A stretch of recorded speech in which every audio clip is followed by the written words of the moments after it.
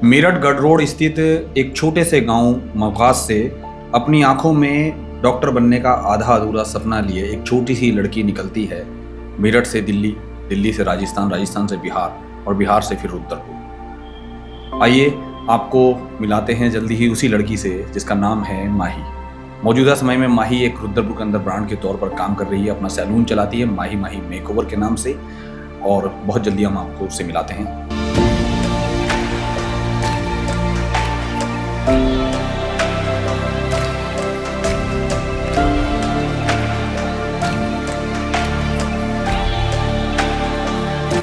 मुझे लगा यार यहाँ पे रह के शायद मेरे को डॉक्टर नहीं बनना, क्योंकि यहाँ पे पढ़ाई अच्छी नहीं थी इधर। तो पापा बोलते हैं कि तो जब भी देखो पैसे फूकती रहती है, हमेशा पैसे फूकती रहती है, इसे शायद कुछ बनना ही नहीं है। तो मेरी मम्मी ने सोचो उस टाइम पे पता है क्या किया, कान के कुंडल थे ना वो गिरवी रख के मेरी क्लास के लिए पैसे दिए उन्होंने। अब जब मैं जाती हूँ ना अपने गाँव में तो कोई तो मुझे पहचानता ही नहीं है कि ये इसकी बेटी है। अभी मेरे बहुत सपने हैं, जैसे मेरे को बहुत बड़ा मेकअप आर्टिस्ट बनना है। मेरा तो बस यही है कि जैसे बहुत बड़े बड़े वो हैं हेयर आर्टिस्ट हैं, मेरे को उनके लेवल तक जाना है पूरा। तो चलिए आपको मिलाते हैं उस लड़की से जिसका नाम है माही। मेरठ के एक छोटे से गांव से निकली हुई लड़की। तो माही मैम, पहले तो आपका स्वागत है। और मैंने कोविड के टाइम पर इस लड़की से एक बार वादा किया था कि यदि कभी मैं इस तरीके का काम, पॉडकास्ट या कोई वीडियो शूट का काम करूंगा तो मैं इस लड़की से उसका इंटरव्यू जरूर लूँगा, क्योंकि मैं खासा ऐसे लोगों से प्रेरित होता हूं जिन्होंने लीक से हटकर काम किया होता है। एक छोटी सी लड़की जिसने 17 साल की उम्र में अपना भविष्य तय करने का प्रण ले लिया था, और उसी की एवज में आज 25 साल तकरीबन उम्र हो चुकी है। 25 साल की लड़की और अपना आप स्टैंड लेके। तो कैसे कैसे करके ये सब रहा और कहाँ से ये सब चीज़ें सूझी हैं। पहले तो मैं ये बात सीधी सीधी पूछ लूँ कि मेरठ के आप रहने वाले हैं? हाँ जी। किस जगह? मेरठ में मवखास गांव है एक, गढ़ रोड पे जी। छोटा सा गांव है, बहुत ज़्यादा भी हाई नहीं है लेकिन हाँ मीडियम में है। मैं गांव देहात का एरिया। हाँ। गांव देहात के एरिया से, उस गांव देहात से एक लड़की ने कैसे सोचा ब्यूटिशियन करने का? ये फिर क्या रहा है कि पढ़ाई में, मतलब नॉर्मली है कि आप अकेले वहाँ से यहाँ चल के आए हो, ठीक है, एक अकेली लड़की को भेजना ऐसे करके, ये भी बड़ा एक टिपिकल सवाल जवाब आपके माँ बाप के लिए बन जाता है। तो कैसे करके मन में आया ये सब कुछ करके कि क्यों नहीं पढ़ाई पे किसी और फील्ड में जाने की कोशिश की, जबकि मैं जानता हूँ कि कहीं ना कहीं थोड़ा बहुत जो रुझान था वो एक डॉक्टर बनने की ओर को भी था? डॉक्टर तो मुझे इसलिए बनना था क्योंकि बचपन में ना मेरे साथ एक हादसा हुआ था। मैं 6 मंथ की थी तो उस टाइम पे मतलब मैं जल गई थी। जिसके तो थोड़े से निशान हाँ, हाथ में अब भी हैं। थोड़े से निशान हाथ में भी हैं, पूरी कमर भी जली हुई है। तो मेरे को हर जगह देख के ऐसा लगता था कि शायद लाइफ में शादी होगी नहीं होगी मेरी, या फिर शायद मेरी हाइट छोटी रह गई है। बहुत सारी चीज़ें थी, मतलब एक बच्चे के दिमाग में होता है ना कि माइनस पॉइंट पे कोई चीज़ नहीं थी ऐसे कि हाँ कुछ करूँ। बचपन से यही रहता था कि नहीं सबसे अलग बनना है, सबसे अलग बनना है।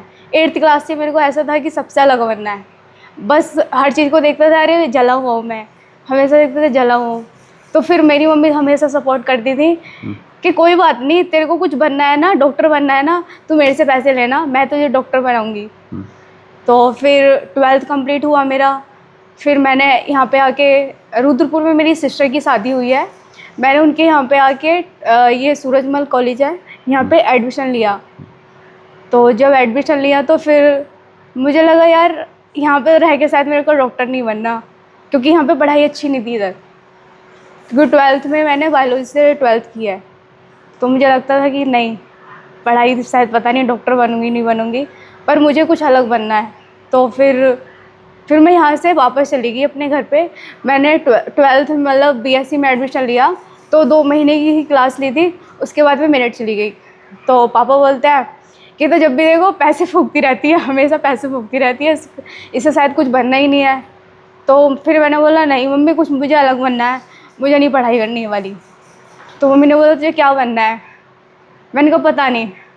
तो उन्होंने बोला छोटे छोटे कोर्स होते रहते हैं ब्यूटिशियन के, तो वो कर ले कुछ। ये मम्मी की आइडिया था? हाँ। तो वो कर ले। फिर मैं ऐसी नॉर्मल चली गई, सैलून में जाके देखा फर्स्ट टाइम एक लड़की वैक्स कर रही थी अपर लिप्स। मैंने कहा ये क्या चीज़ है, इससे पैसे कमाऊंगी मैं, ये तो छोटी सी चीज़ है एक। फिर उससे भी कुछ ऐसा लगा कि शायद नहीं बनूंगी कुछ। पर इसके लेवल के भी बहुत ऊपर लेवल काम है। फिर मेरी एक दोस्त है काजल, हम दोनों मेरे दिल्ली गए, वहाँ पे दिल्ली में सेमिनार था तो विनय सर एक टीचर है, तो वहाँ पे देखा एक टीचर है और इतने सारे ऑडियंस को वो क्लास दे रहा है। उन्होंने फिर हम लोग रात को वहीं पे रुक गए, ऐसे कभी रुकने नहीं देते, पर हम दोनों दूर से आए थे बच्चे समझ के, उन्होंने हमें रोक लिया वहाँ पे। तो फिर उन्होंने फिर हमें मोटिवेशन किया कि देखो एक मैं भी छोटे से गांव से हूँ, बुलंदशहर से, तो फिर मुझे भी, मेरा भी सपना था कि कुछ बनना है अलग, कि आज देखो तुम्हारे सामने हूँ मैं। तो मेरे को लगा कि हाँ शायद यहाँ से कुछ हो सकता है। तो फिर मेरी वहीं से जर्नी स्टार्ट हुई कि हाँ अब तो शायद मैं कुछ बनूंगी अलग। मैं एक चीज़ और इस मामले में जोड़ देना चाहता हूँ कि जो माही है वो हमारी एक क्लासमेट की साली हैं इस समय, ठीक है, अवध धामा जी की। और मेरठ से अपने सपनों की उड़ान लिए वो लड़की रुद्रपुर आती है बढ़िया एजुकेशन हासिल करने के लिए, और जब उसे यहाँ कुछ होता हुआ नहीं दिखता है तो वापसी मेरठ चली जाती है। हालांकि ये है कि ये कहानी रुद्रपुर और मेरठ तक ही नहीं थमती है, इसमें बहुत सारी और जगह भी आती हैं, जिसमें दिल्ली, राजस्थान और बिहार का भी जिक्र अभी आने वाला है। तो मैं फिर वही जानना चाहूँगा कि जब ये ब्यूटिशियन करने की कोशिश कर ली, मैं एक और बात जोड़ दूं कि आपकी माताजी का खासा योगदान आपकी इस पूरी जर्नी में रहा है। मेरी भी एक 2 बार मुलाकात हुई है पिछले टाइम पे, उनके साथ भी खासी दिक्कतें हो गई थी, उसके बाद फिर माताजी आपके साथ थी। तो मैं कह दूं कि माँ बखूबी परख पाई इस चीज़ को कि बेटी का भविष्य कहाँ है, क्योंकि ये सब कुछ जो भी कुछ हुआ अचानक से माँ की ही देन थी, ये माँ का ही कहेगा डिसीजन मेरे था। लिए बचपन से मेरी मम्मी का ज़्यादा सपोर्ट रहा है। सोचो उस मोमेंट में ना पैसे नहीं थे मेरी मम्मी के पास, पापा ने बोला कि नहीं ये तो कुछ करती नहीं है, ये तो हमेशा पैसे ही उड़ाती रहती है, ऐसा होता है ना पापा का। तो मेरी मम्मी ने सोचो उस टाइम पे पता है क्या किया, कान के कुंडल थे ना वो गिरवी रख के मेरी क्लास के लिए पैसे दिए उन्होंने। हाँ, तो फिर वो जो मेरठ में ये सब क्लासेज हुई, और जो आपकी जो सहेली है काजल, जिसका नाम आपने जिक्र किया, आज मुलाकात होती है उनसे? मेरी बात बहुत होती अच्छी दोस्त है। आज बात होती है? हाँ दिल्ली रहती है वो। तो उनको लगता है कि उनकी सहेली कहीं कामयाब हो गई है? उसको, वो भी कामयाब है, मैं भी कामयाब हूँ, हम दोनों कामयाब हैं। तो फिर ये यहाँ तक पहुँचने का जिक्र कैसे करके रहा? क्योंकि मेरठ से जो अब मैंने जितना भी अभी ऑफ कैमरा जितनी भी बात की उस मामले में ये था कि ये 2-2 महीने के जो क्लासेज आपने लिए हैं उससे भी कहानी आगे नहीं बढ़ी थी, फिर ये कहानी यहाँ तक कैसे पहुँची? ये कैसे मन में आया कि अपना सैलून खोल लिया जाए? जब मैं सैलून में जॉब करती थी या ट्रेनिंग देती थी मैं, हम लोगों की एकेडमी थी दिल्ली में विनय सर के पास, तो बच्चे सीखने आते थे वहाँ पे। जब बच्चे सीखने आते थे तो हम बहुत एजिटेटेड लोगों को सिखाते थे, तो बोलते थे अरे बच्चे सिखाते हैं, तो वो उनको भी मोटिवेशन होता था। तो मेरे को भी ऐसा लगता था कहीं ना कहीं पे कि शायद मतलब मैं कुछ अच्छा करती हूँ, या मेरे अंदर इतने गट्स है कि शायद मैं कुछ आगे कर सकती हूँ। तो राजस्थान जाने कैसे हुआ? राजस्थान तक की एकेडमी में ये था कि मतलब जो क्लाइंट आते थे सीखने के लिए, बच्चे सीखने के लिए आते थे, या फिर कोई भी कुछ होता था वहाँ पे, बस मेरी वो चीज़ वहाँ पे ही एजुकेशन लगती थी कि यहाँ पे सब कुछ ख़त्म है, कुछ आगे अगर सीखना है तो सैलून ज्वाइन किया मैंने कि मेरे को नए नए क्लाइंट्स मिलेंगे, नए नए। तो सैलून ज्वाइन करने के लिए राजस्थान जाना पड़ा? वहाँ पे मैंने जॉब की, जॉब करने से मेरे को एक्सपीरियंस मिला हर चीज़ का, कि हर उस पे ये नहीं है कि आप एक ही क्लाइंट पे सारा चीज़ें कर लो। एकेडमी में क्या होता है, आपको एक मॉडल मिलेगी, आपको वही सब कुछ करना पड़ेगा, लेकिन जब सैलून होता है ना तो वहाँ पे 100 लोग आते हैं, 100 लोगों का एक्सपीरियंस आपको मिलता है, वहाँ से आपको मोटिवेशन मिलता है कि हाँ इस चीज़ क्लाइंट पे ये होगा, स्किन ऐसी है, इसका हेयर ऐसा है, सब कुछ अलग अलग, सबका अलग अलग होता है। हर एक आदमी के साथ और हर एक मतलब जो आपके क्लाइंट होते हैं उसके साथ डिफरेंट सिचुएशन होती है, सारी चीज़ें अलग डिफरेंट होती है। सिचुएशन में काम करनी पड़ती है। मेरे को ये भी मालूम है कि अंतिम जो इस पूरे पड़ाव की लास्ट सीढ़ी थी वो बिहार तक चली गई थी, कि बिहार तक जाना कैसे हुआ? बिहार में मेरा एक जावेद अकेडमी में मैंने जावेद हबीब अकेडमी में मैंने इंडिया का सबसे बड़ा ब्रांड। हाँ जी। हाँ। तो मैंने एक दिन क्लास के लिए गई थी वहाँ पे, तो मेरा स्पीड बहुत ज़्यादा तेज़ है जी। मेकअप करने में या किसी में, तो उनके मेकअप थे 40 से 50, तो मैंने 2 घंटे के अंदर पूरे मेकअप किए। सब ने बोला कि इसकी स्पीड भी बहुत ज़्यादा है और एजुकेशन भी बहुत ज़्यादा है, तो इसको पूरा जावेद हबीब का पूरा एरिया दे देता है। जो भी नया सैलून ओपन होता है 1-1 या 2-2 महीने जॉब करेगी, जिससे जब हम लोग सैलून ओपन करते हैं ना तो हम उस चीज़ के बारे में पता नहीं होता कि सैलून खोला बस हो गया। ऐसे एक सासाराम का सैलून था, वहाँ पे 4 से 5 स्टाफ था जिन्होंने सर का मैम का पूरा केमिकल वर्क पूरा ख़राब किया था, पूरा केमिकल, सासाराम यानी कि बिहार बिहार में। जी। तो फिर मैंने उसको संभाला पूरा कि नहीं ऐसे नहीं, ये चीज़ें ऐसे होती है। फिर धीरे धीरे बढ़ के फिर आज उनकी सर की 2 ब्रांच है, एक खुद का जावेद हबीब सैलून, एक दूसरा और सैलून है। एक नाम और अभी ऑफ कैमरा आपने बात जिक्र करा था, ये अंतिम पड़ाव है शायद, उसके बाद फिर ये माही की पूरी कहानी रुद्रपुर आने वाली, गौरव मित्तल। गौरव मित्तल सर के पास जॉब की थी मैंने, तो उनसे मैंने बहुत कुछ सीखा। वो फ्रीलांसर मेकअप आर्टिस्ट हैं जो, और आज वो बहुत बड़े मेकअप आर्टिस्ट हैं ग्रेटर नोएडा में। तो उनकी मम्मी ने और सर ने मेरे को बहुत कुछ सिखाया, बहुत कुछ। आज बात होती है इन सब लोगों से? सबसे बात होती है मेरी। क्या लाइफ में कभी जावेद हबीब से मिलने का मौका मिला है? मैं 2 से 3 बार मिली हूँ उनसे। क्या कहते हैं वो आपके बारे में? बोलते हैं अच्छी है लड़की, कामयाब है और आगे बढ़ो, बस इतना बोलते हैं। तो फिर ये रुद्रपुर आकर अचानक से फिर जहाँ से कहानी चली थी फिर वहीं आकर दोबारा ठहर गई, उसी पड़ाव में दोबारा हुए। तो कहीं घर से ये नहीं था कि पिछली बार भी तुम यहाँ से 2 महीने 3 महीने में कह के ग्रेजुएशन करके वापस चले गए, वो डॉक्टर का सपना आधा अधूरा रह गया और आज आप फिर मेकअप आर्टिस्ट के तौर पे फिर उस छोटे से शहर में आ गए? कोई बहुत बड़ा शहर दिल्ली और अन्य शहर जो राजस्थान की आप जहाँ की बात कर रहे हो, या जहाँ सासाराम बिहार के जहाँ जावेद हबीब सैलून की बातें कर रहे हो, उसकी तुलना में अभी बहुत छोटे शहर पे माही इस समय काम कर रही है। तो फिर जब दोबारा से यहाँ आए तो फिर कई परिवार के लोगों से या जो आपकी फैमिली के बाकी लोग हैं, दीदी जीजाजी, इनकी तरफ से फिर से कोई दिक्कतें तो नहीं हुई?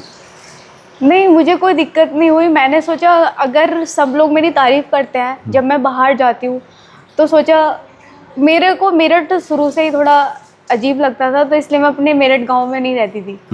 मेरे को मेरी दीदी लोगों की शादी 2005 में हुई है। मुझे लगता है थोड़ी सी महिला लड़कियों को लेकर इनसिक्योरिटी सी भी रहती होगी कि लड़कियां हैं इस तरीके का काम नहीं कर सकती, बिटियां हैं घर का काम करेगी, चूल्हा चौका संभालेगी, ठीक है, ये सब चीज़ें करेगी, ब्यूटी पार्लर नहीं करेगी, ये कलर्ड बाल और ये ड्रेसअप जो इस समय यहाँ है ये वहाँ का कल्चर नहीं होगा। तो ये दिक्कतें थी मेरठ में वहाँ पे, और बहुत आज सारी भी होंगी। दिक्कत है। हाँ, बहुत सारी दिक्कत है, अभी भी दिक्कत है। सब बोलते हैं, अब जब मैं जाती हूँ ना अपने गाँव में तो कोई तो मुझे पहचानता ही नहीं है कि ये इसकी बेटी है।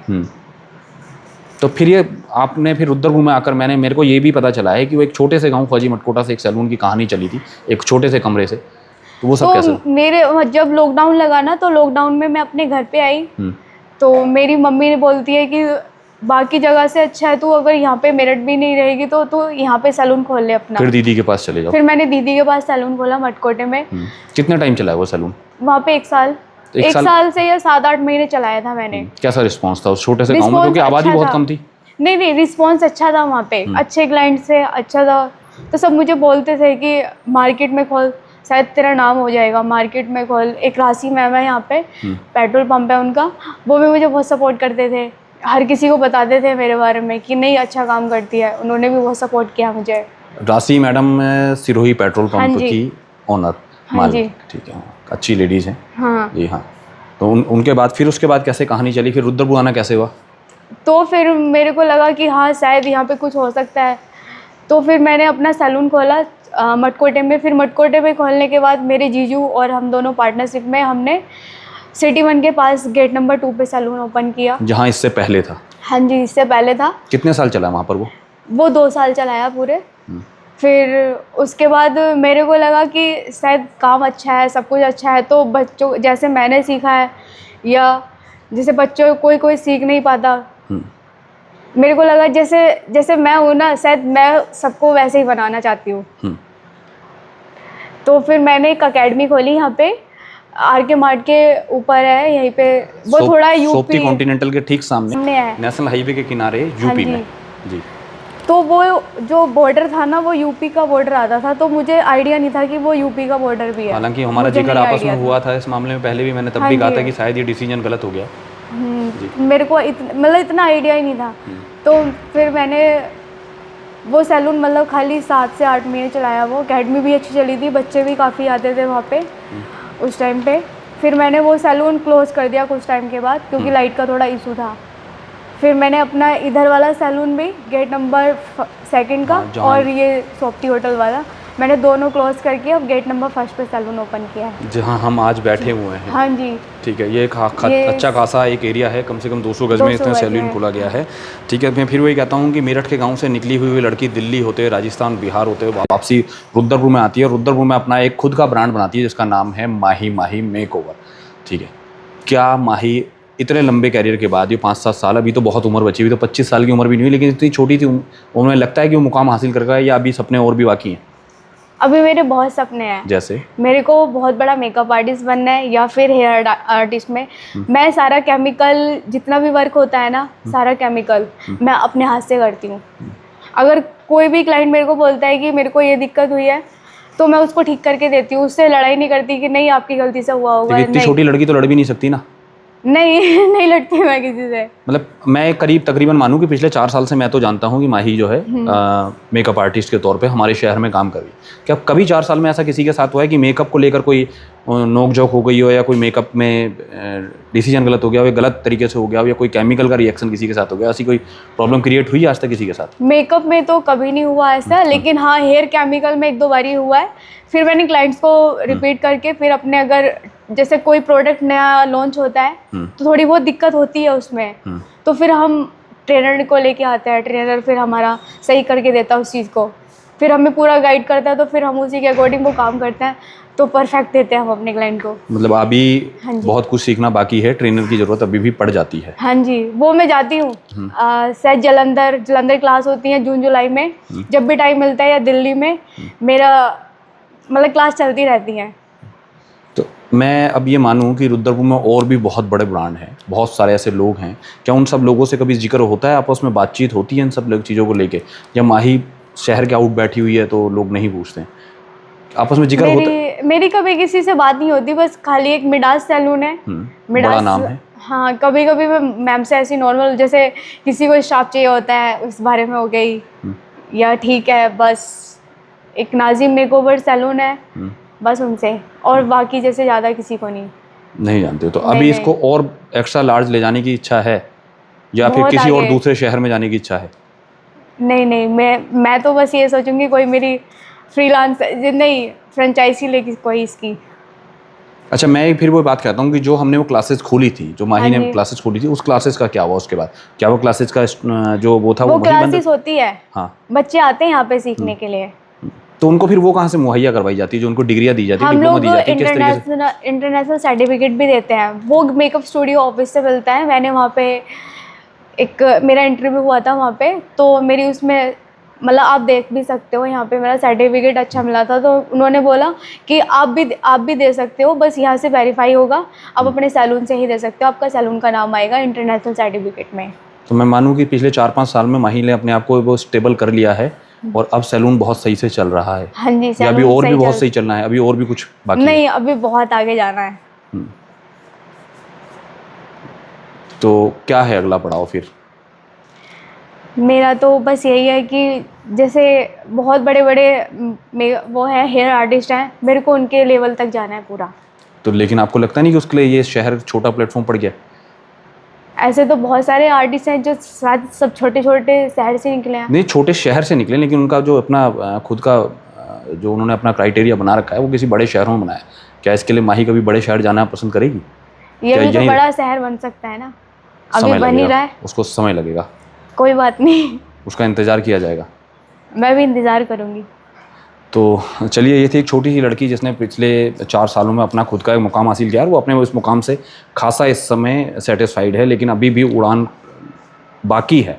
अब देखना यह है कि कितना समय लगता है इस चीज़ को। मेरठ के गांव से निकली हुई लड़की दिल्ली, राजस्थान और बिहार होते वापस रुद्रपुर आती है। हालांकि उसकी आंखों में सपने थे डॉक्टर बनने के, क्योंकि बचपन में अपने साथ हुए उस छोटे से इंसिडेंट को लेकर वो डर गई थी। उसके मन पे बहुत सारे खुद को लेकर सवाल थे, लेकिन उन सब सवालों से ऊपर उठकर उसने अब अपना मोरल इतना बिल्डअप कर लिया है कि वो खुद में अपने आप को एक ब्रांड महसूस करती है। लेकिन अभी भी बहुत कुछ पाना बाकी है। हम दोबारा इस मामले में बैठने की कोशिश करेंगे माही के साथ एक दिन ऐसे समय पर जब यहाँ मेकअप हो रहा हो स्टूडियो पर, और कस्टमरों से भी उनके रिव्यू जानने की कोशिश करेंगे। लेकिन आनंद फानंद में आज ये इंटरव्यू डिसाइड हुआ, क्योंकि बहुत लंबे टाइम से इस चीज़ का इंतज़ार किया जा रहा था। तो अब देखते हैं, आपको स्टूडियो में दिखाते हैं, अपने कैमरामैन से कहेंगे सारा शूटअप करके आपको दिखा दें। अगर कुछ अपने क्लाइंट के लिए कुछ कहना चाहते हो तो अंत में बस। मेरे क्लाइंट्स मेरे लिए मतलब बहुत अच्छा सोचते हैं। 4 साल से कंटिन्यू अगर एक क्लाइंट आया है तो वो कंटिन्यू आते हैं मेरे पास, क्योंकि उन्हें काम भी अच्छा मिलता है, और मतलब मेरे से भी खुश रहते हैं। अच्छा प्रोडक्ट, हाँ, अच्छा प्रोडक्ट यूज़ करते हैं। अच्छा, एक सवाल और रह गया है। क्या ये केवल ब्यूटी पार्लर है या फिर यूनिसेक्स सैलून है, बॉयज़ को लेकर भी कुछ है? नहीं नहीं, और ये जो यूनिसेक्स बॉयज़ को सैलून लेकर है। जो बॉयज़ को लेकर आपके पास जो स्टाफ है, क्या वो भी हाई प्रोफाइल स्टाफ है? हाँ जी। तो मैं वही बात कर रहा था, एक छोटी सी लड़की जिसने ब्यूटिशियन को लेकर तमाम ज़माने में घूम घाम कर ये अपना एक नॉलेज बटोरा है, आज वो हम सब लोगों के बीच में बैठकर हमारे साथ शेयर करती है। यूनिसेक्स सैलून खुला हुआ है, एक अच्छा खासा एक एरिया कवर किया हुआ है। क्लासेज भी यहाँ दी जाती है जो कि मीडिया स्टूडियो, मेकअप स्टूडियो के द्वारा यहाँ दी जाती है। अगर आप भी अपना फ्यूचर सोचते हैं तो यहाँ आ सकते हैं। तो बने रहिएगा ऐसी चर्चाओं के लिए मेरे साथ। मैं अनिल रापत, धन्यवाद।